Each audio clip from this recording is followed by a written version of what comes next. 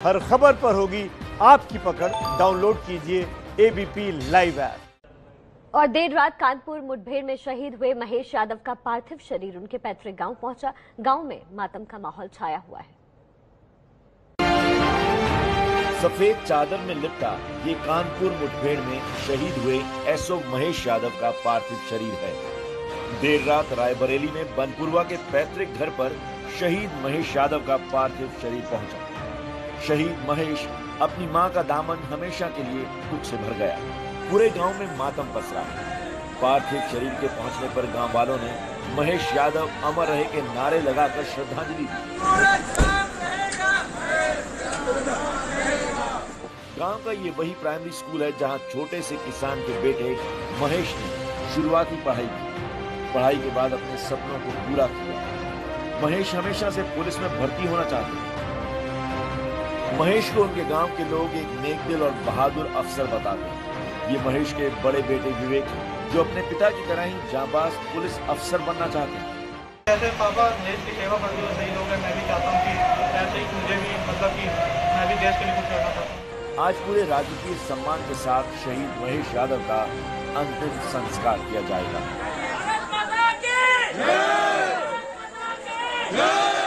देखिए, उन पुलिस कर्मियों के घर मातम पसरा है जो विकास दुबे की गोलियों के शिकार हुए। पूरे देश को हिलाकर रख देने वाली इस मुठभेड़ में आज पुलिस कर्मियों ने शहादत दी।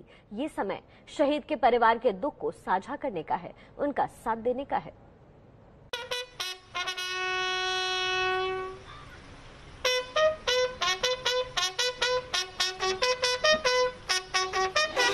मैं अपने इन बहादुर जवानों को उत्तर प्रदेश कि 24 करोड़ जनता के सुरक्षा के लिए अपने आप को बलिदान करने के लिए उनकी शहादत को कोटि कोटि नमन करता हूं।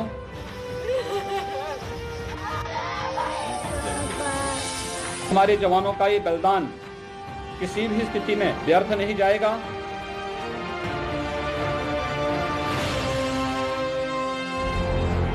ये उत्तर प्रदेश के बांदा में मौजूद सहेवा गांव है।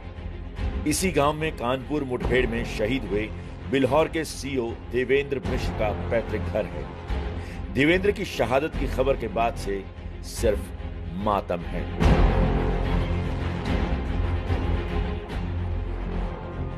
देवेंद्र यूपी पुलिस में सिपाही पद से डिप्टी एसपी पद तक पहुंचे। देवेंद्र गांव में कम ही आ पाते थे, लेकिन जब आते थे तो उनसे मिलने वालों की भीड़ लग जाती थी। वजह उनका सरल और मिलनसार स्वभाव। काफी समय हम लोगों ने साथ साथ गुजारा। अच्छा नहीं क्या था, और जितनी प्रशंसा की जाए उतनी कम। और हमारी बहुत अच्छी मित्र संबंध भी रहे, और दूसरी चीज हमारे को रोटी के रहे। विकास दुबे वगैरह को सीधे गोली मार देना चाहिए। ऐसे लोगों को सीधे गोली मार देना चाहिए। प्रयागराज से 60 किलोमीटर दूर भीटी गांव में ये शहीद सब इंस्पेक्टर नेबूलाल का घर है। नेबूलाल की नेकदिली के किस्से गांव में गूंजते हैं। मुसीबत में हर शख्स की मदद में नेबूलाल कभी पीछे नहीं रहे।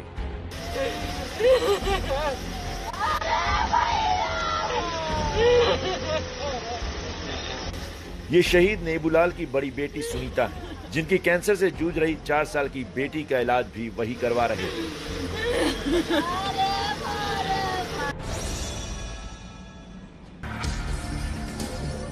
दुख का पहाड़ प्रतापगढ़ के रहने वाले शहीद सब इंस्पेक्टर अनूप कुमार सिंह के परिवार पर भी टूटा है।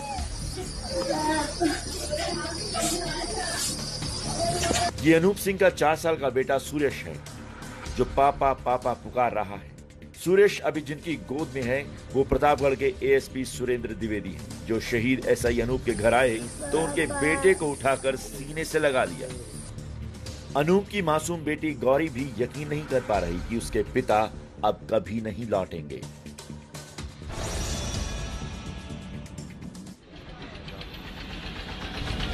कानपुर की मुठभेड़ में यूपी पुलिस के जो 4 सिपाही शहीद हुए हैं, उनमें 26 साल के जितेंद्र पाल भी हैं। जितेंद्र का परिवार मथुरा में किराए के मकान में रहता है।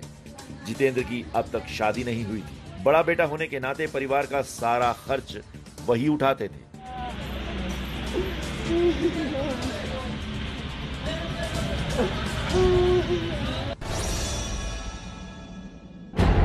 ये झांसी के मऊरानीपुर में शहीद सिपाही सुल्तान सिंह का परिवार है। सुल्तान अपनी 7 साल की इकलौती बेटी चेरी को डॉक्टर बनाना चाहते थे और ये सपना आंखों में लिए ही वो शहीद हो गए। आगरा के रहने वाले सिपाही बबलू और गाजियाबाद के राहुल ने भी कानपुर में अपराधियों से लोहा लिया।